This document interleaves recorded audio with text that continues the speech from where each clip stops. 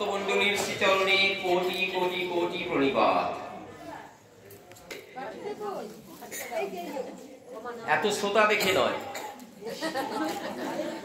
এর থেকেও বহু শ্রোতার সামনে পাঠ করার সৌভাগ্য আমার হয়েছে, কিন্তু ভয়টি অন্য জায়গায়।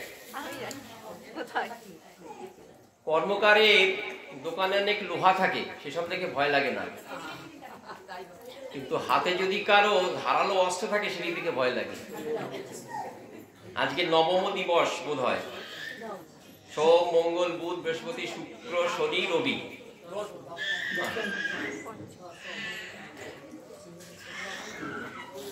তো এই কদিন গীতা শুনে শুনে যাদের ভক্তি সুপ্ত ছিল, ঘুমিয়েছিল, তাদের ভক্তিও জাগ্রত। প্রত্যেকটি শ্রোতার অন্তরে চক্রধারী শ্রী নারায়ণ উদ্যত হয়ে রয়েছেন, তাই ভয়। লোক জনসমাগম ভয়ের নয়, প্রত্যেকটি ভক্ত একেবারে ভক্তি রসে সঞ্জীবিত হয়ে উদ্যত আয়ুধ। কিন্তু ভয় হলেও গুরুদেবের আদেশ পালন করব। আর একটি সাহস, যত প্রকারই ভুল করি না কেন, ভুল শ্লোক উচ্চারণ, তথাকথিত ভুল ব্যাখ্যা, স্বল্প ব্যাখ্যা, যাই হোক না কেন, সাহস আছে আপনারা সকলে নিজ গুণে ক্ষমা করবেন।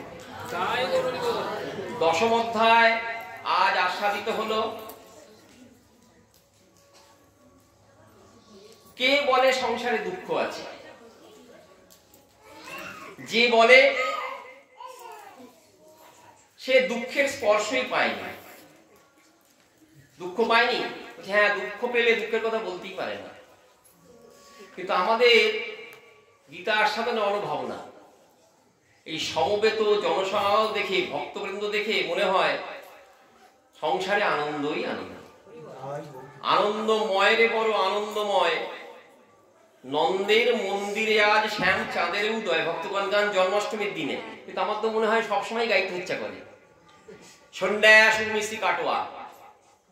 শাস্ত্র যদি বিচার করেন দেখবেন মুক্ত কণ্ঠে স্বীকার করতে হবে। শাস্ত্র বিচার করে ভাবে গদগদ হয়ে বললেই হবে না, কারণ আপনার ভাব গদগদ পণ্ডিতের গ্রাহ্য নাই হতে পারে, যোগীর গ্রাহ্য নাই হতে পারে, নিষ্কাম কর্মীরও ভালো নাও ঠেকতে পারে।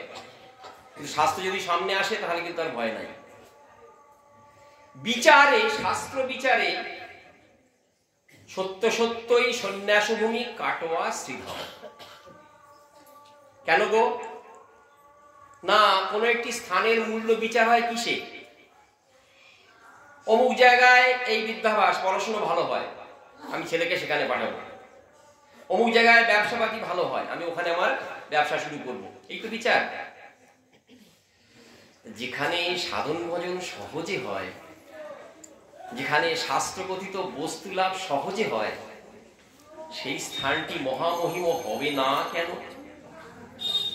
শাস্ত্র বৃন্দাবনের কথা গান করেছেন, নবদ্বীপের কথা গান করেছেন, নীলাচল নদীর কথা গান করেছেন, খেতুরি ধামের কথা গান করেছেন, এক চাকার কথা গান করেছেন। শাস্ত্র বিচার করুন, সবার উচ্চে কিন্তু কাটোয়া ধাম রয়েছে। যদি কারো মনে কোনো বিবাদপূর্ণ প্রশ্ন ওঠে, আমাকে আহ্বান করবেন, আপনার বাড়ি যাব, শীতকাল হলে গরম গরম চা পানীয় খেয়ে তর্ক করব, বিচার করে ছাড়বো যে সত্য সত্য এই কাটোয়া আধ্যাত্মিক বিচারে বৃন্দাবনের থেকে উঠছে।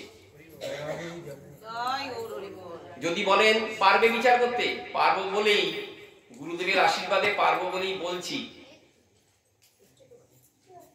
সাক্ষী আছেন শাস্ত্র, সাক্ষীর এক কণা শুধুমাত্র দিই। নিত্যানন্দের কৃপা শক্তির পূর্ণ প্রকাশ নরোত্তম দাস ঠাকুর মহাশয়। গৌর মণ্ডল ভূমি যেবা জানে চিন্তামণি, তার হয় জানেন সবাই। এটা বলতেন না, কে বলছেন? নিত্যানন্দের পূর্ণ কৃপা শক্তির প্রকাশ নরোত্তম। গৌরমণ্ডল ভূমি যেবা জানে চিন্তামণি, তার হয় ব্রজভূমে বাস। জানাটি অর্থাৎ এখন আপনি জানাকে যত দূর নিয়ে যাবেন ততটাই সত্য, কিন্তু প্রাথমিক উপায় আমি বৃন্দাবন বাস করব না, আমি অযোধ্যা বাস করব না, নবদ্বীপ বাস করব না, কাটোয়াতে বাস করব। শাস্ত্র বলছেন 5টি সাধনাঙ্গের মধ্যে সর্বশ্রেষ্ঠ সাধনাঙ্গ ধামে বাস আপনার হয়ে যাবে।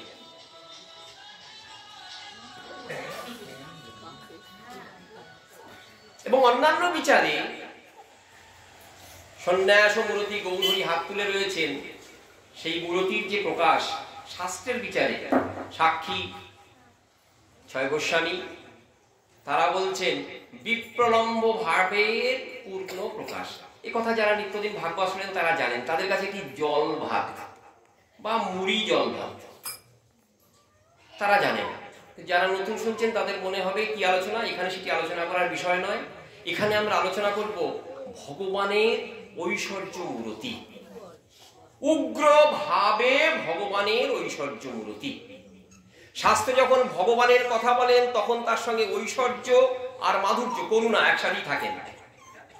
ছেলে পড়াশোনা করছে না, মা আজকে আঁচলটি কোমরে বেঁধে হাতে একটি লাঠি নিয়ে নিজের দেহজাত সন্তানকে শাসন করছেন।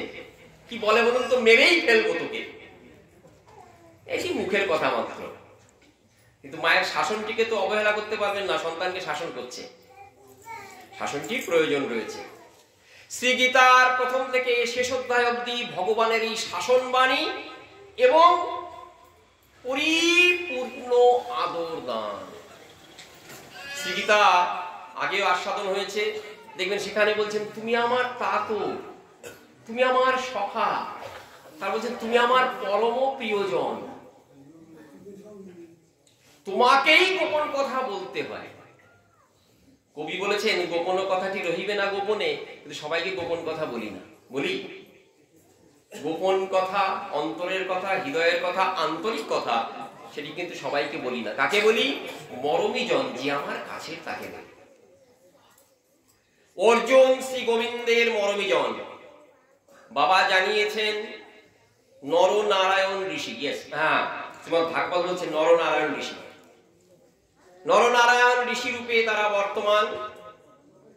গীতায় শ্রী অর্জুন এই নরসত্তার প্রতিভু হয়ে ভগবানের চরণে নিজেকে সমর্পণ করছেন।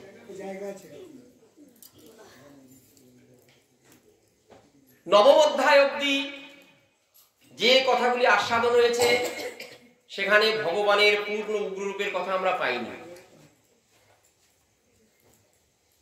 1 থেকে 6 অধ্যায় অবধি কর্মের কথা, ধৌত কর্ম, নিষ্কাম কর্ম। তারপরে 7ম থেকে 12 অবধি পরিপূর্ণ ভক্তির কথা। 7মের পরে 8ম থেকে শেষ অবধি সেখানে জ্ঞান মিশ্রা ভক্তির কথা।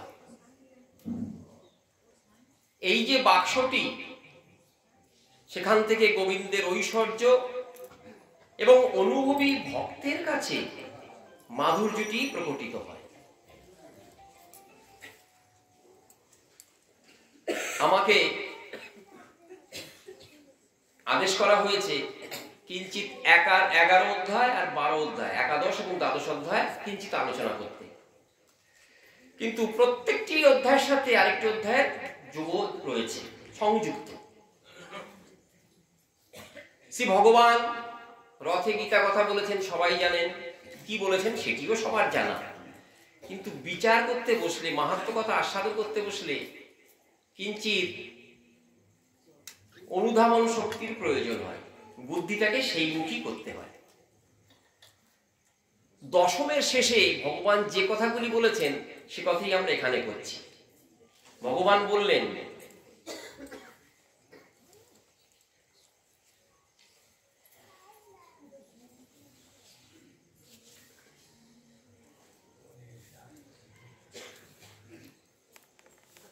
বলছেন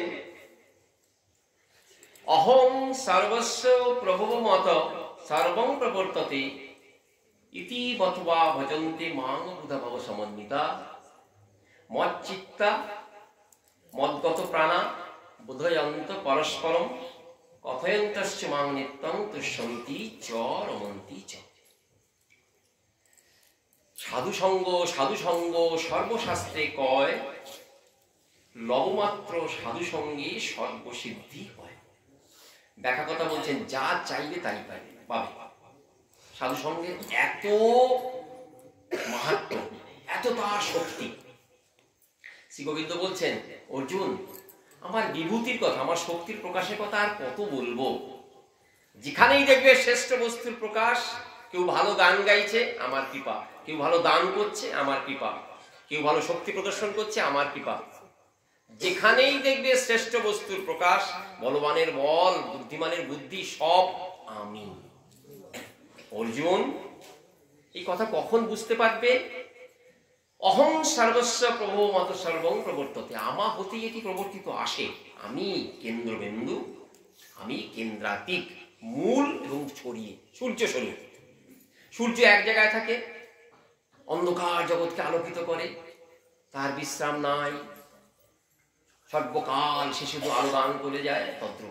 আর মচ্চিত্তা মদ্গত প্রাণা বোধয়ন্ত পরস্পর।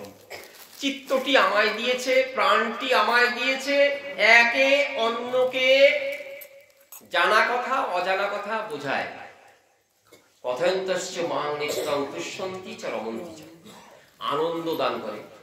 রমণ শব্দ এবং তুষ্টি শব্দ একই অর্থবাচক, একই অর্থের কথা বলে, কিন্তু গোবিন্দ দুটি শব্দ ব্যবহার করে ভক্তের কাছে একটি বিশেষ বার্তা দিচ্ছে। যে আনন্দের কাঙাল জীব, আমরা সকলেই কাঙাল। কাঙাল বলি এই জগতে মনটি সব সময় অস্থির হয়ে থাকে। কাঙাল জীবের যে অভাব, সেটি মোচন করার জন্য একমাত্র ভগবানই সক্ষম, আর কেউ পারে না। কেন গো? আমাদের চাহিদা কখনোই মেটে না। আমার ভালো একটি বাড়ি দরকার, হয়ে গেল। 2 বছর পরে বাড়িটি আর ভালো লাগবে না। আজ আমার একটি ভালো গাড়ি দরকার, কতদিন পরে যে সেটি আর ভালো লাগবে না জানি না, কিন্তু ভালো লাগবে না। আমার ভোগ্য বস্তু দরকার, সুন্দর সুন্দর জিনিস দরকার, লাগবে না ভালো। কেন গো? এটি ভগবত প্রদত্ত, ভগবান দিয়ে দিয়েছে। তোর যদি এই চাওয়াটি শেষ হয়ে যায়, তাহলে তুই আর আমাকে চাইবি না।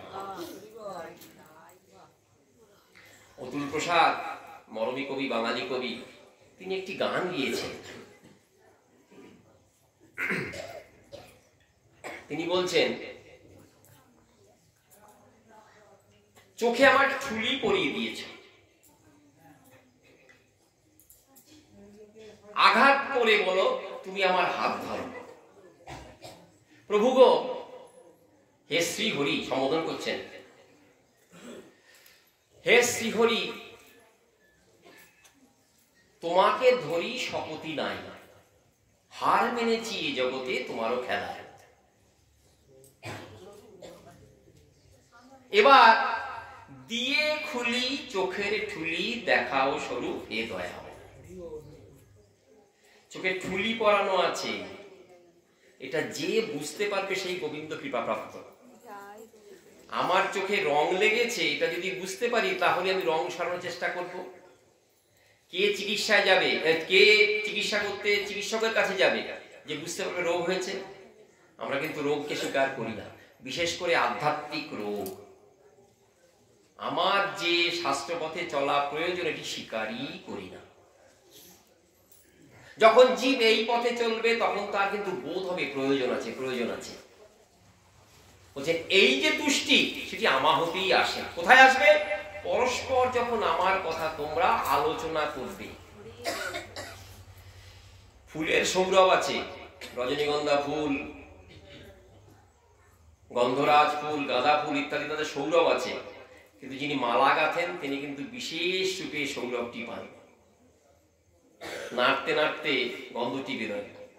চন্দন কাঠে কিন্তু গন্ধ নেই। যখন গোবিন্দ চরণে তুলসী দেবেন, চন্দন ঘষছেন, তর্জনীকে বহির্দেশে রেখে চন্দন ঘষছেন, তখন দেখবেন চন্দনের কি সুবাস। শাস্ত্র তো মধুময়, শাস্ত্র তো মোক্ষপথের সহায়ক। যখন শাস্ত্র মচ্চিত্তা মদ্গত প্রাণা বোধয়ন্ত পরস্পরম, একে অন্যে এই কথা বলে আলোচনা করবে, তাতে যে আনন্দ, সেই আনন্দ পরিমাপ করা যায় না। দেখবেন না, আমরা নাম কীর্তনে দেখি সমাপ্তি কীর্তনের আগে বলছে কোথায় বৃন্দাবন, সেই তো বৃন্দাবন, যেথায় হয় নাম সংকীর্তন সেথায় বৃন্দাবন, যেথায় আমার বৈষ্ণব বৃন্দ সেথায় বৃন্দাবন। এবং বৃন্দাবন ধামকে সেখানে আনয়ন করে। কেন গো?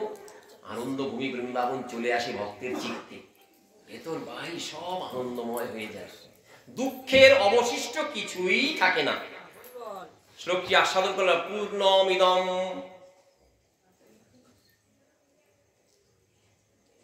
পূর্ণ থাকে, সেই পূর্ণ প্রাপ্তির সূচনাটি হয়ে যায় কথা যখন পরস্পর আলোচনা করা হয়।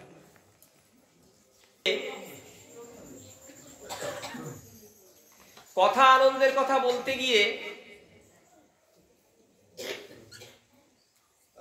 জগৎ বিখ্যাত অদ্বৈত শাস্ত্রের ব্যাখ্যাকারী শ্রী মধুসূদন সরস্বতী তিনি একটা মন্তব্য করেছেন। তিনি গীতা ব্যাখ্যা করতে করতে প্রত্যেক তলায় একটা করে মন্তব্য করতেন, খুব আস্বাদনীয়। সপ্তমে যে মন্তব্য করেছেন, সপ্তম যিনি পাঠ করেছেন যদি বলতেন আস্বাদিত হতো। কালিন্দির পুলিনে ওই নীল কুঞ্জ রাশি, হাতে বাঁশি, তাই বলব, হাতে বাঁশি নিয়ে দাঁড়িয়ে রয়েছেন, তার মূল্যরব আমাকে আকর্ষণ করছে। প্রত্যেকটি অধ্যায়ের শেষে তিনি একটি মন্তব্য করতেন। আচার্য শঙ্করের সম্প্রদায়ে নাম করা সন্ন্যাসী মধুসূদন সরস্বতী তিনি একটি মন্তব্য করছেন দশমের শেষে, মনে রাখবেন দশমের শেষে, এবং এই মন্তব্যটি সংযুক্ত করবে একাদশের সঙ্গে। একটা ব্রিজ, আপনি গঙ্গার ওপারে যাবেন, এটি পুল। কি বলছেন আচার্য মধুসূদন সরস্বতী? পূর্বন্তি কে অপি কৃতিন কচিত পন্তে শান্তং বিধায় বিষান্তর শান্তিমেব তৎপাদ পদ্ম বিকলন অপরন্দ বিন্দু মাসাদ মাদ্যতি মুহুর বধুবিন মনোমে। সাধারণত জ্ঞানমার্গীগণ অহংকারের চূড়ায় অবস্থান করেন, মুখে ব্রহ্মসত্য জগৎ মিথ্যা, আমি নারায়ণ, এই ভাব নিয়ে অহংকারের মাথায় বসে থাকেন। তারা কখনো চরণে পড়তে পারেন না, কোন প্রকার ভক্তি ব্যাখ্যাকে তারা অন্তর দিয়ে স্বীকার করতে পারেন না। সেই স্থানে রয়েছেন আচার্য মধুসূদন। তিনি বলছেন কুর্বন্তি খেবি, যা যা ইচ্ছা হয় বলুক, ভগবান সগুণ, ভগবান নির্গুণ, ভগবান আছেন, ভগবান নাই, ভগবান ঐশ্বর্যাত্মক, ভগবান মাধুর্যাত্মক, যে যা বলে বলুক, আমি মধুসূদন সরস্বতী বলছেন তৎপাদপদ্ম বিকলন মকরন্দ, মকরন্দ মানে মধু, অমৃত, আমি পান করেছি। কতটুকু পান করেছ? বিন্দু মাসাদ্য, বিন্দু মাত্র। ঠাকুরের ভোগ প্রক্ষণ করা হয় যেমন বিন্দু দিয়ে, জলবিন্দু, বলছেন বিন্দু মাত্র আস্বাদন করেছি, তাতেই আমার মাদ্যতি, মদযুক্ত। জগতের একটি দোষ হলো এই মদযুক্ত হওয়া, লোভ, মোহ, মদ, মাৎসর্য, সত্যকে মিথ্যা বলে মনে করা, মিথ্যাকে সত্য বলে মনে করা, এই তো মাদ্যতার কাজ। আমার সেই মাদ্যতা এসছে কি গো না, দশমের এই পবিত্র কথা আস্বাদন করে আমার মধ্যে সেই মাদ্যতার আবির্ভাব হয়েছে। আমি আর অন্য কিছু আশা করি না, অন্য কিছু আশা করি না। মুহুর মধুবিন মনোমে, মধুবিদ মধুসূদন শ্রীহরি আমার মনকে আচ্ছন্ন করে রয়েছে।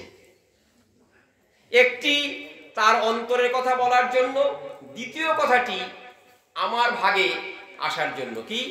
মচ্চিত্ত মদ্গত প্রাণা। ভগবানকে কিভাবে আস্বাদন করবে? তাকে পাওয়ার অযুত পথ থাকলেও ভক্তগণ যখন তার কথা কীর্তন করেন, এসো বসো আমরা তার কথা কিঞ্চিত কীর্তন করব, তখনই ভগবান চিত্তে আস্বাদিত হন। এমন মত্ততা নিয়ে আসেন, অন্য বিষয়ের প্রতি তার আর কোনো প্রকার আগ্রহ থাকে না।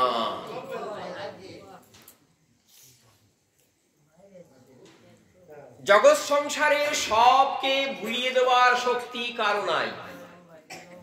শ্রীমদ্ ভাগবতে দেখি ভাগবত যেন আঙুলেরে ডাকছেন, হে জীব, তুমি যদি শোকগ্রস্ত হও, জগতের সবচেয়ে ভারী কঠিনতম শোক হলো পুত্র বিয়োগ, যদি তুমি সেই দুঃখেও দুঃখী হও, আবাহন জানাই তোমাকে, তুমি আমার ছত্রতলায় এসো, দেখবে তোমার শোক ভয়কে আমি শোষণ করে নেব।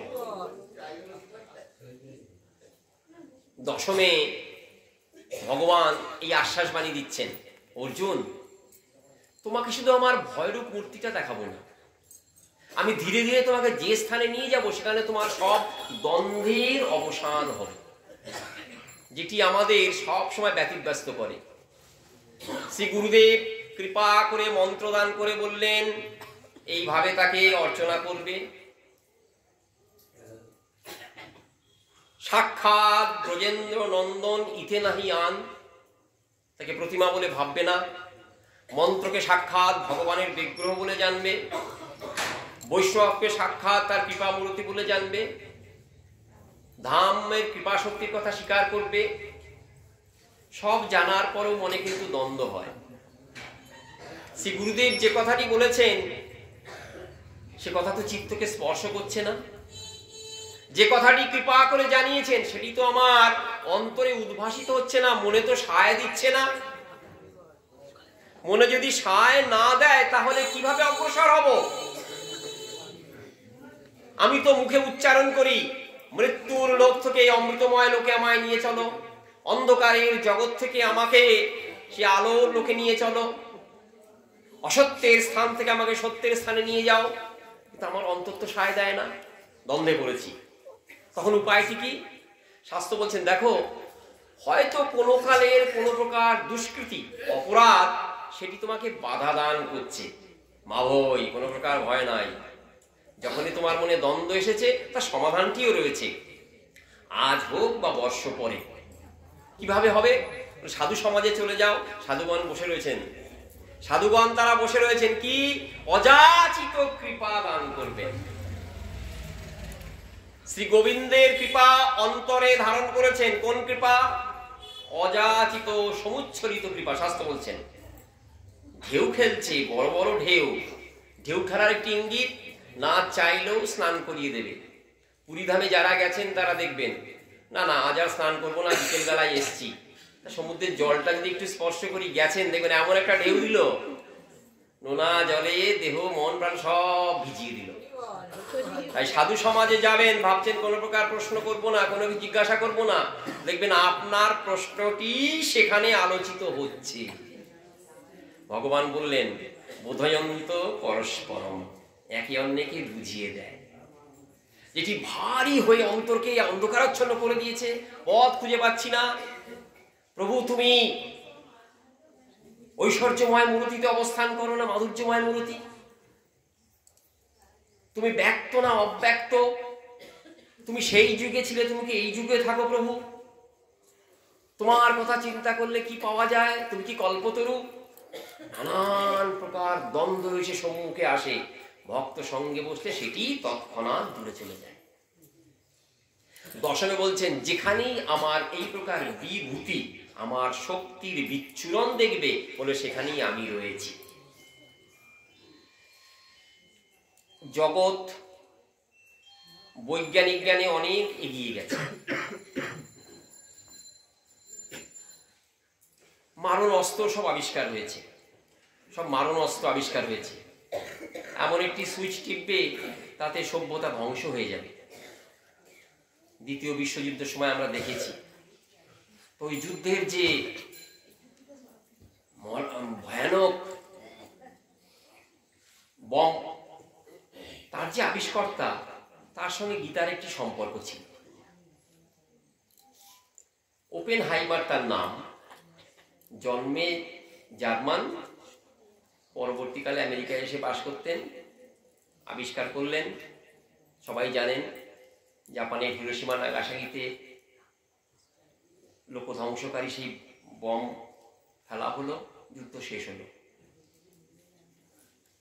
উনি গীতা দিয়ে নিজেকে সান্ত্বনা দিতেন। যখন আবিষ্কার করলাম তখন গীতা আমাকে সাহায্য করেছে, কি আমি সেই কালক্ষয়রূপী শক্তি, আমি জগতে সে আমার লেলিহাংশিকা সকলকে শেষ করে দিবে। আবার আমার চরণ যিনি সমর্পিত হবেন, শরণাগত হবেন আমার চরণে, আমি আবার তাকে রক্ষা করব। তাই তাকে যখন প্রশ্ন করা হতো এত লোকক্ষয়ের জন্য দায়ী কে, তিনি এই গীতা শ্লোকের আশ্রয় গ্রহণ করতেন। জানি না তিনি নিজেকে নিরপরাধ বা অপরাধী বলে গণ্য করতে চাইতেন কিনা, তিনি গীতার সাহায্য নিতেন। শ্রী ভগবান বলছেন, যেখানেই শক্তির প্রকাশ দেখবে সেখানেই আমি রয়েছি, কিন্তু সেই শক্তি তোমাকে বিনাশ করবে কি করবে না সেটি আমার, আমি নির্ধারণ করব, আমি ঠিক করব। তোমার যে দ্বন্দ্ব আছে সেটিও আমি বিনাশ করব, দ্বন্দ্ব বিনাশ করে তোমাকে এগিয়ে নিয়ে যাব। সেটি জানতে পারি দশমের পরে একাদশ অধ্যায়। যদিও আজকে গীতা মন্ত্ররূপে একাদশ অধ্যায় আস্বাদিত হয়নি, কিন্তু আমার নির্ধারিত অংশ যেহেতু একাদশ, সেখানে শুরু করি। অর্জুন এইরকম এক দ্বিধাগ্রস্ত দ্বন্দ্বের দ্বারা আক্রান্ত, কি করব না করব, কিং কর্তব্য বিমূঢ় জীব ছিলেন। শ্রী গোবিন্দের কৃপায় শুধু মুখ ফুটে নয়, অন্তর দিয়েও বলেছেন, শিষ্যস্তে মাং সাধি মাংকাং প্রপন্নম, আমি প্রণত হলাম। কি বলে? তোমার শিষ্য বলে, তোমার শাসনে থাকবো, তোমার কথা শুনে আমি চলবো। আমার জীবন কাণ্ডারি তুমি, আমার রথের কাণ্ডারি তুমি, সারথি তুমি, আমার জীবনেরও সারথি তুমি। সর্বাংশে তোমাকে স্বীকার করলাম, আমার ইহকাল পরকালের সমুদ্ধর্তা রূপে তুমি অবস্থান করো। গোবিন্দ খুশি হয়ে বলছেন, অর্জুন, জগতের প্রত্যেকটি জীবই আমার চরণাশ্রিত। এই জীব আমার, পূর্বে আস্বাদিত হয়েছে, আস্বাদন করেছেন সকলে। এই জীব আমার, আমার যেমন ব্যয় নাই, ক্ষয় নাই, মৃত্যু নাই, আমার জীবেরও ক্ষয় নাই, মৃত্যু নাই। আমার জীব অভাবেই হবে কেন, কষ্ট পাবে কেন আমি থাকতে? ধনী পিতা সন্তান হারিয়ে ফেলেছেন, ছেলেটি কোথায় ঘুরে ঘুরে মরছে। বাবার মনে একটি কথাই উদিত হয়, হায় আমার এত ধন সম্পদ কি খাবে? আমার ধন সম্পদ থাকতে আমার সন্তানটি কোথায় না কোথায় ঘুরে ঘুরে বেড়াচ্ছে। যদি একটু খবর পান, আপনার ছেলের মতন কাউকে দেখলাম, বাবার সঙ্গে সঙ্গে সেখানে ছুটে যাবেন। তাই তো, তা আমরা হারিয়ে ফেলেছি, বিশ্ব বিধাতাগণ আপন পিতাকে হারিয়ে ফেলেছি। এই সংসারে ঘুরছি পিতাকে হারিয়ে। যখন ঘুরছি, পিতা বারংবার সংবাদ পাঠাচ্ছেন, বাবারে পথ চিনতে পারিস কি না পারিস, তোর সংবাদ পেলি আমি তোকে নিয়ে আসবো। আমি তোর সমুদ্ধর্তা শুধু নই, আমি তোর পোষ্টা, তোকে পোষণ করি, আমি তোর ভর্তা, তোকে নিয়ে চলি। আর কোন প্রকার দুশ্চিন্তা যেন তোর অন্তরে না আসে। তুই নিজেকে সমর্পণ কর, স্বীকার কর যে আমি কর্তা। অর্জুন প্রত্যেকটি জীবের প্রতিনিধি হয়ে স্বীকার করেছেন, প্রভু গো আমি তোমার।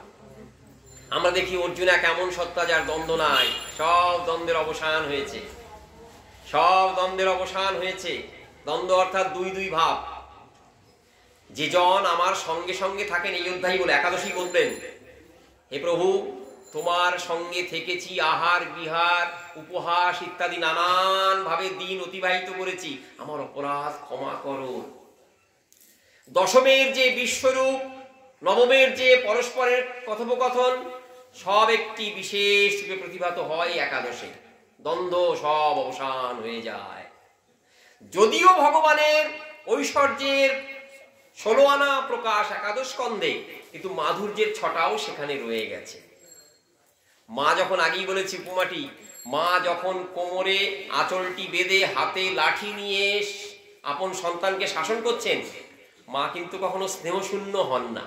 মুখে যতই বলেন তোকে দেখাবো, তোর কোমর ভেঙে দেবো, লাঠি ভাঙবো, আজ তোর দিন কি আমার দিন, তো মায়ের মনে কিন্তু স্নেহসুধা স্নেহধারা অব্যাহতই চলে। শ্রী গোবিন্দ তার ঐশ্বর্যের মূর্তি দেখিয়েছেন। অর্জুন দেখে নিজের যে স্থিতি কোথায় সে ঠিক করতে পারছেন না। তাহলে কিয়ৎক্ষণ আগেই বললে, কিঞ্চিত আগেই বললে অর্জুনের দ্বন্দ্ব শেষ হয়েছে। অবশ্যই দ্বন্দ্বের শেষ হয়েছে।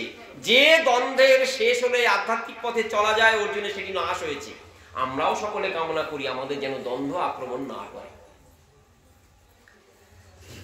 শ্রী গুরু চরণ পদ্ম কেবলি ভকতি সদ্ম বন্দ মুই সাবধান মতে। গুরুদেব একটা মানুষ, তার বংশ আছে, বংশলতিকা আছে, তারও ব্যাংক অ্যাকাউন্ট আছে, আমারও একটা আছে। তারও চুলো সাদা হয়েছে, আমারও চুলো সাদা হয়েছে। তিনি ধুতি পরেন, আমিও পরি। তিনিও একটি কর্ম করেন, আমিও একটি করি। শাস্ত্র বলছেন অজ্ঞান তিমিরান্ধস্য জ্ঞানাঞ্জন শলাকয়া চক্ষুরন্মিলিতং येन তস্मै শ্রীগুরুবে নমঃ করে প্রণাম করবে।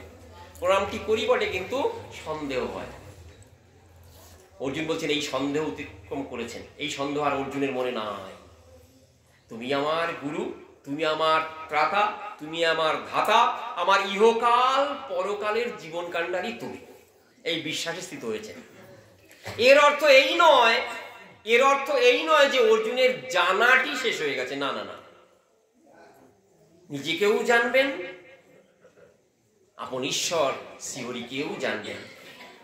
দশমে যে বিশ্বরূপ দেখে জানাটি, তার যে জ্ঞান, সেটি পূর্ণতা পায়নি। আকণ্ঠ ভোজন করার পরেও এবার গলান্তি খেয়েছি, কত খেয়েছি, খাওয়ার পরও যদি আদর করে বলে দেখো অমুক দোকানের এই সন্দেশটি খাও না, তবুও গ্রহণ করি। অর্জুন দর্শন করেছেন বিশ্বরূপ। গোবিন্দ ক্লান্ত হয়ে বলছেন আর কত বলবো, যা বলেছি। যেখানেই শ্রেষ্ঠের প্রকাশ, যেখানেই শক্তির প্রকাশ, বুঝবে আমি আছি সেখানে। এরপরও অর্জুনের ইচ্ছা, বলছে হ্যাঁ ইচ্ছা তো হবেই। এটি ঐশ্বর্যের দ্যোতক হলেও মাধুর্যের দ্যোতক, ঐশ্বর্যের ইঙ্গিত করলেও মাধুর্যের ইঙ্গিত করে। রঘুনাথ দাস গোস্বামী ভক্তজনের বড় প্রিয়, ছয় গোস্বামীর অন্যতম রঘুনাথ দাস গোস্বামী প্রভু সব ছেড়েছেন, গৌরহরি চরণাশ্রয় গ্রহণ করেছেন। দীর্ঘ 16-17টি বছর গৌরহরির সেবা করেছেন। গৌরহরি অপ্রকটিত হয়েছেন। তার বিরহ, তিনি বলছেন বাঘ যেমন মানুষকে গিলে খায়, যে আতঙ্ক, যে ভয় দর্শন করায়, আমার সেই রকম ভয়। কি করে দিন অতিবাহিত করব? চলে এলেন বৃন্দাবনে এসে রাধাকুণ্ডের তীরে বসে হারাধে হারাধে। দেহ ধারণ করতে তার অনীহা, বেঁচে থাকতে অনীহা, ইচ্ছা নাই। কেন? বলছে কৃপা পেলাম না। চিন্তা করুন, কৃপা পেলাম না। কার কৃপা পেলাম না? যার আরাধনা করি, যিনি আমার উপাস্যা, যিনি আমার স্বামিনী, তার কৃপা পেলাম না। রঘুনাথ, এটা কি মিথ্যা ভাষণ নয়? বলছি তর্ক করো, তাহলে কিঞ্চিত মিথ্যা কথা বলতে পারো। যদি অনুভবী হও, যদি বুঝিবে রসিকজন, সেই রসিকদের অন্যতম হও, তাহলে কিন্তু রঘুনাথ যেমন কাঁদছেন আকুল নয়নে, চোখে শুধু জলধারা, বর্ষার জলধারা, ধারাসারে ধারা, তোমার চোখ দিয়েও সেরকম অশ্রু বইবে। হায় হায়, রঘুনাথ যাকে চাইছেন সামগ্রী রূপে তা পাওয়া হয়নি। পরিপূর্ণতা কোথায় সেটি যে চাইছেন তিনিও জানেন না, যিনি সেবা দান করবেন তিনিও জানেন না। যদি জানতেন তাহলে মাধুর্যের অবসান হতো। শাস্ত্র উচ্চকণ্ঠে বলছেন জগৎ তার বশ্য, বসে থাকে। শ্রী গোবিন্দের বশ জগৎ, সবাইকে নিজে শাসন করছেন। আর গোবিন্দ প্রেমবশ্য। এই প্রেমের ধারা যখন প্রবাহিত হয়, গোবিন্দও জানেন না কোথায় এর পরিণতি, কোথায় এর শেষ। যার অন্তর থেকে প্রেম উৎসারিত হচ্ছে তিনিও জানেন না। অর্জুন শ্রী গোবিন্দের ঐশ্বর্য দেখেছেন, জেনেছেন প্রভু তুমি এইরকম। জানার পরও তার অপূর্ব জানা কোথায় গিয়ে শেষ হবে? সেইখানে গিয়ে শেষ হবে যেখানে তার অন্তরের যে গোপন কথাটি, সেটি কি? ঐশ্বর্যের মধ্যে সব দেখানো হয়, কিন্তু অন্তরের যে আস্পিয়া সেটি তো দেখানো হয় না। কৃষ্ণের যতক খেলা সর্বোত্তম নরলীলা নরবপু তাহারও স্বরূপ। হাগো এইটি থাকবে? অবশ্যই থাকবে, নাহলে গোবিন্দ বারংবার কৃষ্ণ কৃষ্ণ, কয়েরি খণ্ডত্ব, বাবাকে বানান বলেছেন, আমিও বলি, নাহলে কৃষ্ণ মনে হবে। কয়েরি খণ্ডত্ব দন্ত শয় নয়, সামগ্রিক রূপে তোমাকে আমি আমার জ্ঞান দান করছি। তা প্রভু বৃন্দাবন তোমায় ছাড়া নাকি? সেই পাগলের প্রলাপ নাকি? যে পাগল রূপ গোস্বামীকে নিয়ে বলেন যে তার অনুভবটা মিথ্যা, কি রূপ গোস্বামী বলেছেন? দ্বারকার কৃষ্ণ পূর্ণ, মথুরার কৃষ্ণ পূর্ণতর, বৃন্দাবনের কৃষ্ণ পূর্ণতম। কেউ কেউ কোনো পণ্ডিত, সত্যি পণ্ডিত বা পণ্ডিত অভিমানী, তিনি বলেন এটি এই পর্যায়টি ঠিক নয়। আমরা বলি রূপ গোস্বামী প্রভু যখন এটি বিভাগটি করেছেন, বিভাজনটি করেছেন, সেটিকে গ্রহণ করেই বলি, তাহলে কি বৃন্দাবন বাদ নাকি? তোমার স্বরূপের মধ্যে বিশ্ব ব্রহ্মাণ্ডর চরাচর, যা দেখি যা না দেখি, অর্জুনকে বলছে, অর্জুন এই যা দেখছো না, সমগ্রের একাংশের দ্বারা জগৎকে আমি ধরে থাকি। আমাকে যা, আমার মধ্যে যা দেখলে তার একাংশের দ্বারা আমি জগৎকে ধরে থাকি। প্রভু তাহলে সামগ্রিকটুকু দেখাবে না? যে একাংশটুকু দেখি সেটুকু দেখলামই প্রভু। তুমি বলছো আমি তোমার আপনজন, আমি তোমার প্রিয়, তুমি আমার আত্মীয়, তার সূত্রে বদ্ধ, তুমি আমাকে দেখাবে না? অর্জুন দেখাও। তখন অর্জুন বলছেন, প্রভু দেখাও না। মদনুগ্রহায় একাদশ ছন্দ শুরু হচ্ছে। এই যে ভক্তিযোগ, বিশ্বরূপ দর্শনের পরেও দর্শকের অন্তরে এক আকুলতার ভাব। হে অনুগ্রহকার কর্তা শ্রী গোবিন্দ, তোমার অনুগ্রহ বিনা জগতে কিছুই সম্ভবপর নয়। এটি তো ভজনেরই ফল। ভগবানকে ভালোবাসলেই তো ভজন। ভজ ইত্যস্য বৈ ধাতু সেবায়ং পরিকীর্ততে। সেবা ভাব না থাকলে ভজনা হয় না। যখনই ভজনা, তখন গোবিন্দকে সামগ্রিক পাওয়ার বাসনা। তোমাকে ভালোবাসি, তোমাকে ভালোবাসি, অন্তর চাইছে ভালোবাসা দিয়ে তোমাকে পূর্ণ করতে, সামগ্রিক রূপে তোমাকে পেতে। অর্জুন বলছেন একাদশী, মদনুগ্রহায়, আমাকে যদি তুমি অনুগ্রহ করো। পরমং গুহ্যমদ্মাত সঙ্গীতম যত্তয়ক্তং বচস্তেন মোহয়ং বিগত মম। আমার মোহ গেছে প্রভু, আমি স্বীকার করছি তুমি অব্যয় সত্তা, শাশ্বত সত্তা। তুমি দর্শন দান করলে প্রভু জগতের সকলের মোহ এইভাবেই দূর হয়। কিন্তু প্রভু আমি আকাঙ্ক্ষা করছি, আমি বাসনা করছি, আমি ইচ্ছা করছি কি? ভবাপ্পায় হি ভূতানাং শ্রুতৌ বিস্তর সময়া তত্ত্ব কমলপত্রাক্ষ মহাকুম্বিচাব্যয়ম। গীতার কথা তো একটি আসরে বলা যায় না, একটি শব্দ নিয়েই একটা আসর শেষ করে দেয়া যায়। সম্বোধন করছেন কমলপত্রাক্ষ, পদ্মপাতার যে পাপড়ি তার মতন চোখ তোমার। এ তো প্রেমের ভাব। গোবিন্দের ঐশ্বর্য দর্শন করার পরেও গোবিন্দের মধুময় সত্তাটির প্রতি প্রাণ কিন্তু টানছে। মা শাসন করছেন বটে, কিন্তু মার মন তখনই ঠিক করে নিয়েছে এই শাসনের পরে এই সন্তানকে স্নান করিয়ে নতুন পোশাক পরিয়ে বাড়ির যে সুন্দর সুখাদ্যটি রয়েছে সেটি আমার ছেলের মুখে তুলে দেব। পূর্ণতা পাবে, স্নেহ পূর্ণতা পাবে। যে ঐশ্বর্যের মূর্তির প্রকাশ ওইখানে, সেই ঐশ্বর্য মাধুর্যের দ্বারা মণ্ডিত হয়ে শোভাপ্রাপ্ত হয়ে পূর্ণতা পাবে। অর্জুন বলছেন আমাকে অনুগ্রহ করো, গোবিন্দ বলবেন অনুগ্রহ করব। অর্জুন সম্বোধন করছে। এরপরে এই সম্বোধনগুলো সব বিশেষ রূপে একটি রূপ ধারণ করে, যেটি স্নেহের দ্বারা বাঁধা। সেই ঔজ্জ্বল্য নেই, যাতে চোখ ধাঁধিয়ে যায়, সেই ঔজ্জ্বল্যগুলো নাই। মধুসূদন সম্বোধন কি করলে মনে হয়? বিপদহারী মধুসূদন। কিন্তু এখানে কমলপত্রাক্ষ, পুরুষোত্তম, এইসব সম্বোধনগুলি ভাবে মৃদু, ভারী গম্ভীর, অন্তরটি একেবারে প্রেমযুক্ত। এবং তো যথার্থ তমাত্মানাং পরমেশ্বর দ্রষ্টুমিচ্ছামি। অন্য কোনো মার্গে, অন্য কোনো পথে আমরা দেখি না ভগবানকে আদেশ করা যায়। অর্জুন প্রথম থেকেই শুধু গোবিন্দকে আদেশ করছেন। প্রথমটা অজ্ঞানবশত, নিয়ে চলো মাধব, হে মধুসূদন, উভয় পক্ষের সেনার মধ্যে আমার রথটা নিয়ে চলো। তুমি তো নিয়ে যাবে, তুমি তো ইচ্ছাপূর্বক আমার রথের দায়িত্ব সামলাবার দায়িত্ব নিয়েছো। তুমি হয়েছ পার্থ সারথি, সারথ্য গুণ তোমায় রয়েছে, নিয়ে চলো। নিয়ে গেলেন, দেখলেন গীতা শুরু হলো। এখানেও বলছেন দ্রষ্টুম ইচ্ছামি, আমি ইচ্ছা করি। একটা কথা বললাম, শাস্ত্র বলছেন জগৎ তার বশে, জগৎ তার বশে, আর তিনি প্রেমের বশে। প্রেমবশ্য শ্রী গোবিন্দ। দ্রষ্টুমিচ্ছামি তে রূপমৈশ্বরম পুরুষোত্তম। হে পুরুষোত্তম শ্রী গোবিন্দ, তোমার সেই রূপটি দর্শন করতে যাই। আগে বলেছি না, সব দেখবো বৃন্দাবন দেখবো না, তাই হয় নাকি? ছেলে ভালো চাকরি পেয়েছে, বলছে মা বাবা বলো কোথায় যাবে? বলে কোথায় আর যাবো বাবা, তীর্থ করা, দর্শন করা। তুমি যেখানেই চাইবে সেখানেই দেখাবো। কয়েকটি তীর্থ দর্শন করে বলতে পারে ছেলে যে না তোমাকে ওখানে নিয়ে যাবো না। বাবারে সব দেখেছিস বাবা, কত আশীর্বাদ করবো, বাবারে তোর মতন সন্তান হয় না। ওই জায়গায় নিয়ে যাবি? অবশ্যই নিয়ে যাব, কথা দিয়েছি যে তোমায় আমার জীবন উৎসর্গ করবো তোমাকে তীর্থ দর্শনে। গোবিন্দ যেন কথা দিয়েছেন, কৃষ্ণ সমগ্র ভাবটি দেখাবো আর বৃন্দাবনের দিকে দেখাবো না, দৃষ্টি অঙ্গুলি নির্দেশ করবো না, তা কি হয় নাকি? দ্রষ্টুমিচ্ছামি তে রূপমৈশ্বরম পুরুষোত্তমম।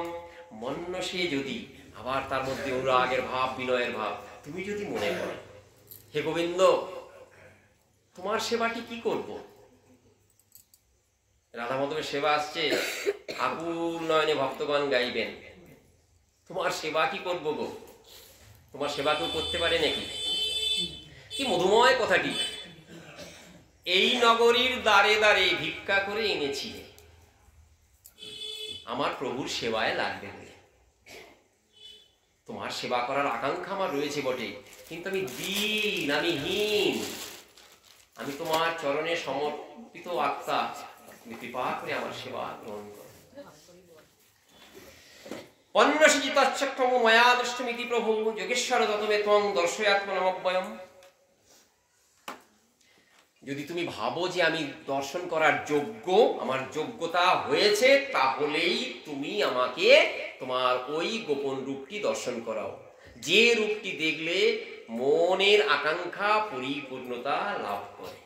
অর্থাৎ সেই কৃষ্ণের যতক খেলা, সর্বোত্তম নরলীলা, নরবপু যাহারও স্বরূপ। এরপরে শ্রী ভগবান হচ্ছে পশ্য মে পার্থান রূপানি শত শত সহস্র নানা বিধানী দিব্যানি নানা বর্ণাকৃত। কালকে আপনারা পুঙ্খানুপুঙ্খ পাঠ করবেন, কিন্তু ভগবান এখানে এই পশ্য, দেখো, দেখিলাম, এই কথাগুলি ব্যবহার করছেন। পশ্যমে, পশ্চাদিত্যান, ইহৈকস্থং ইত্যাদি শব্দ কয়েকবার ব্যবহার করছেন। সে কথাটি আবার কোথায় চলে যাচ্ছে না, ধৃতরাষ্ট্রের রাজপ্রাসাদে। সেখানে তো রয়েছেন সঞ্জয়, ব্যাস কৃপাপ্রাপ্ত সঞ্জয় দিব্য চক্ষু পেয়েছেন। ধৃতরাষ্ট্রকে বলেছেন ব্যাসদেব তুমি যুদ্ধ দেখবে, বলছে না যুদ্ধ দেখবো না, শুনবো। ব্যাসদেব কৃপা করেছেন সঞ্জয়কে, সঞ্জয় বলছেন এই কথা হলো গোবিন্দের এই রূপে হলো দিবি সূর্য সহস্রস্য ভবের যুগ পদুত্থিতা यदि ভাষস্তস্য মহাত্মন।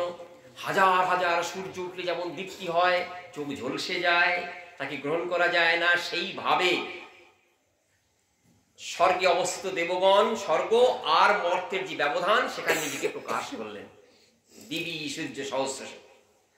তারপর কি হলো, তত সবিস্ময়াবিষ্ট হৃষ্ট রোমা ধনঞ্জয় প্রণম্য শিরসা দেবং কৃতাঞ্জলির ভাষত।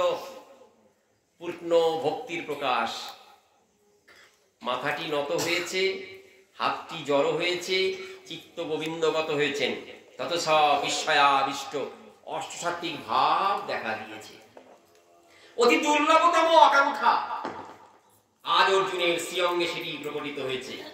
বিস্ময়াবিষ্ট হৃষ্ট রোমা ধনঞ্জয় প্রণম্য শিরসা দেবং কৃতাঞ্জলির ভাষত। তারপরে বলতে শুরু করলেন অর্জুন। ভেবেছিলাম সকলে মিলে এই কথাটি আমরা আস্বাদন করব, আগামী দিন তো হবে, সময় অল্প। অর্জুনের বিশ্বরূপ দর্শনের সার কথাটি শুরু হচ্ছে পশ্যামি দিয়ে, দেখলাম। পশ্যামি দেবাংস্তব দেব দেহি সর্বাংশ তথা ভূত বিশেষ সংহান ব্রহ্মণমীশং কমলাসনস্থিংশ্চ সর্বানুর্গংশ্চ দিব্যান অনেক বাহুদর বক্ত্র নেত্রং পশ্যামি ত্বং সর্বতনন্তরূপম নান্তং না মধ্যং না পুনস্তবাদিং পশ্যামি বিশ্বেশ্বর বিশ্বরূপ কিরীটীনাং গদিনাং চক্রিণাং চ তেজরাশিং সর্বত দীপ্তিমন্তম পশ্যামি তাং দুর্নিরীক্ষং সমন্তাৎ দীপ্তনলার্ক দীপ্তনলার্ক দ্যুতিমপ্রমেয়ম তমক্ষরং পরমং বেদিতব্যং তমস্য বিশ্বস্য পরং নিধানম তমব্যয় শাশ্বত ধর্মগুপ্তা সনাতনস্তৎপুরুষমতমে। এইভাবে অর্জুন দশমে যা দর্শন করেছেন সেইটি তো আছেই, সঙ্গে সঙ্গে তার অভিনব রূপ দর্শন।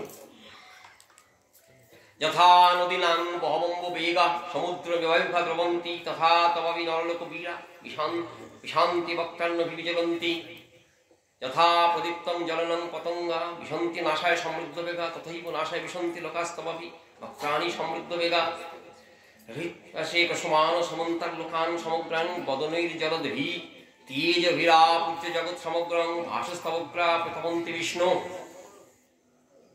অর্জুন দর্শন করলেন, প্রভু তোমার এই স্বরূপটি কি, এই স্বরূপটি কি, এই স্বরূপটি কি। শেষ হচ্ছে এই শ্লোকটিতে কি, আখ্যাই মে কা ভবানুগ্ররূপ নমস্ততে দেববর প্রসিদ বিজ্ঞাতমিচ্ছামি ভবন্তমাগ্রং নহি প্রজানামি তব প্রবৃত্তি।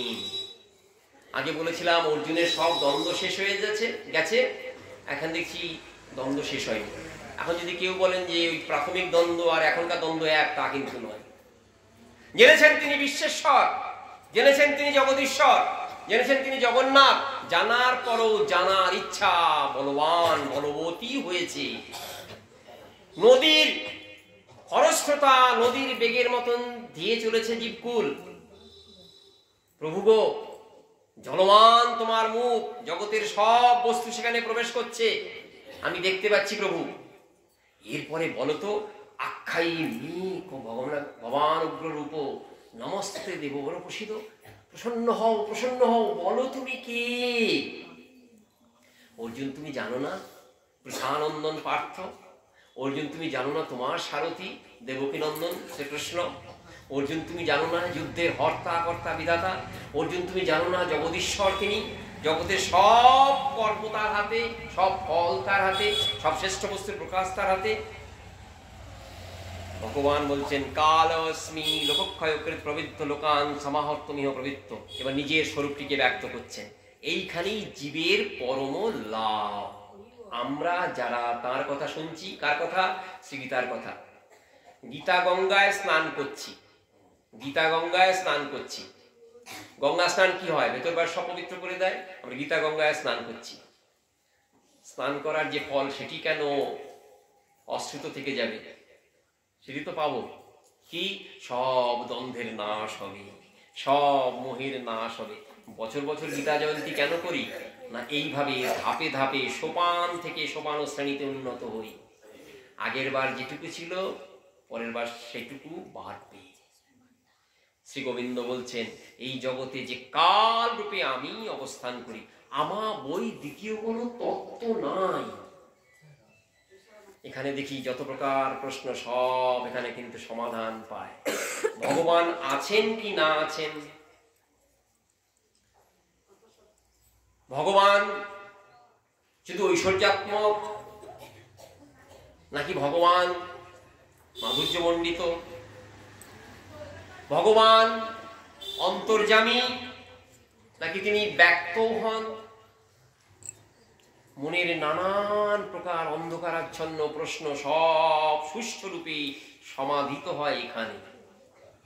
উত্তর পেয়ে যায় মন। কি উত্তর পেয়ে যায়? শ্রী গোবিন্দের কথায়। দেখো, নিমিত্র মাত্রং ভব সব্যসাচী। অর্জুনের একটি নাম সব্যসাচী, দুটি হাতে অস্ত্র ছুটতে পারতেন বলে। কিন্তু আমাদের মনে হয় জগতে তিনি যেমন ভীতশালী, আবার ভক্তিতেও তিনি ধনী। এই যে দুটি ভাব, ক্ষত্রিয় পুরুষ, তৃতীয় পাণ্ডব, গান্ডীব ধন্যা অর্জুন, এটা তার অহংকার।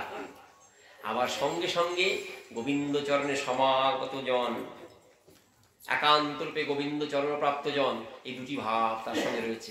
ভগবান জেনে বলছেন এই জগৎ সংসারে যা হয়েছে নিমিত্ত মাত্র তুমি রয়েছে, অর্থাৎ সব কর্ম আমি করি, তোমরা ফলের ভাগী হবে। কথাটি অনেকের মনে দ্বন্দ্বের প্রকাশ করে। আবার এক দ্বন্দ্ব ছেড়ে আর এক দ্বন্দ্বে, তাহলে কর্মের কোনো প্রকার মাহাত্ম্য নাই? বাল্মীকি রামায়ণে বলেন বীর ভোগ্যা বসুন্ধরা, বীরগণই এই বসুন্ধরাকে ভোগ করবে। তাহলে কি জীবের কোনো কিছু করার দরকার নয়, অলস হয়ে থাকলেই হবে? না না না, তা নয়, ওইভাবে বুঝতে হবে না। কি? জীব আপন আপন কর্মফল ভোগ করে, ভোগ করান শ্রী গোবিন্দ। কিরকম? এই যে আলোর তলায় শ্রীমদ ভাগবত পঠিত হচ্ছে, আবার কেউ কেউ টাকাও জাল করছে, দুটি জিনিসই তো হচ্ছে। কেউ বই পাঠ করছে, পরীক্ষায় পাশ করতে হবে, কেউ কেউ অন্য দুর্বিসন্ধমূলক কাজকর্ম করছে, সবই আলোর তলায় হচ্ছে। আলো না থাকলে কিন্তু হবে না। তা আমার কর্মফল সুখের হোক দুঃখের হোক, ভালো হোক মন্দ হোক, যেটি হোক, ওই গোবিন্দ আছেন বলি সেটি ফলযুক্ত হবে। আমি যে কর্মটি করেছি সেটি ফলযুক্ত হবে, কথাটি এখানেই শেষ হয় না। যদি গোবিন্দ ইচ্ছা হয় দুঃখের সাগর শেষ হয়ে সুখের সাগরে রূপান্তরিত করতে। তাই তো দেখি ভক্ত বলতে পারেন, কোথায় দুঃখ কোথায় সুখ, আমার গোবিন্দ চরণ ভিন্ন কিছুই চাই না। এই যে ভক্তের অন্তরের দ্বন্দ্বকে নির্মুখ করা, দেখানো, খোলস ছেড়ে দেখিয়ে দেওয়া, সে ভাবটি গোবিন্দ এখানে আনছেন। সব্যসাচী যুদ্ধ করো, সবাইকে মেরে রেখেছি, দেখলে তো? দেখো জগৎ সংসারে একমাত্র আমি সেই সত্তা, যে সত্তার দ্বারাই জগৎ পরিচালিত হয়। এরপরে সঞ্জয় আবার জানাচ্ছেন ধৃতরাষ্ট্রকে, এতশ্রুত্বা বচনং কেশবস্য কৃতাঞ্জলির্বেমন কিরীট নমস্কৃত্বা উভয়বাহ কৃষ্ণং সগদ্গদং ভীত ভীত প্রণম্য। অর্জুনের বা স্বীকারোক্তি কি? জগতের সবাই তোমার ভয়ে ভীত, কিন্তু প্রভু সকেথি মত্বা প্রসবং যদুক্তং হে কৃষ্ণ হে যাদব হে সখেতি অজানতা মহিমাং তবেদং ময়া প্রমাদাৎ প্রণয়ন বাপি যচ্চব হাসার্থমসৎকৃতৌসি বিহারসজ্জসন ভোজনেষু এক অথবা প্রচ্যুত তৎসমক্ষং তৎক্ষাময়েতামক্ষময়ম। কখনো কৃষ্ণ বলে ডেকেছি, কখনো যাদব বলে ডেকেছি, এক শয্যায় শয়ন করেছি, একই পাত্রে হয়তো আহার করেছি। প্রভু সেটি আমার হয়তো যদি অপরাধ হয়ে থাকে, তুমি ক্ষমা করো, ক্ষমা করো, ক্ষমা করো, ক্ষমা করো। কিভাবে ক্ষমা করবে? যেভাবে পিতা তার সন্তানের দোষ ক্ষমা করে, কান্ত কান্তার দোষ ক্ষমা করে, প্রিয় প্রিয়ার দোষ ক্ষমা করে। অর্থাৎ এক অপূর্ব আপনতা সূত্রে বাধা। তুমি আমার পর নও, এ কথা তুমি নিজে মুখেই ব্যক্ত করেছো, বলেছ। আমি সেই সাহসে ভর করে বলি, যদি কোনো প্রকার অপরাধ হয়ে থাকে তুমি আমায় ক্ষমা করবে। এটি আমারও অন্তরের কথা। ভয় হয়, ভয় আছে, ভয় থাকবে। কি ভয়? দীর্ঘদিন ধরে গীতার কথা শুনে শুনে অন্তর একেবারে ভক্তি রসে নিমজ্জিত, ভুল ভ্রান্তি সব ধরা পড়বে। এই সাহসটিও আছে, যদি কোনো প্রকার ভুল হয়ে থাকে, অবশ্যই ভুল হয়েছে, ভুল হলে সকল ভক্তবৃন্দ ক্ষমা সুন্দর দৃষ্টিতে দর্শন করবেন, উৎসাহ করবেন। শ্রী গীতা নাম কাটোয়াতে আস্বাদিত হচ্ছে, এটি আমাদের পরম সৌভাগ্য। এইভাবে শ্রী গীতার একাদশ অধ্যায়ে শ্রী গোবিন্দের ঐশ্বর্যের কথা, মাধুর্যের কথা সমভাবে রয়েছে এবং ভক্তজন সেটি আস্বাদন করে কৃতকৃতার্থ হন। আজ এ কথা বলেই শ্রী গীতা মায়ের চরণে কোটি কোটি প্রণাম, সমবেত ভক্তমণ্ডলীর চরণে কোটি কোটি প্রণাম, স্ত্রী দেহধারী ভক্তবৃন্দের চরণে, পুরুষ দেহধারী ভক্তবৃন্দের চরণে, সমবেত ভক্তদের চরণে কোটি কোটি প্রণাম জানিয়ে আজ এই ক্ষুদ্র ভাগবতী কথা এখানেই বিশ্রাম দিই। একবার জোরসে নিতাই।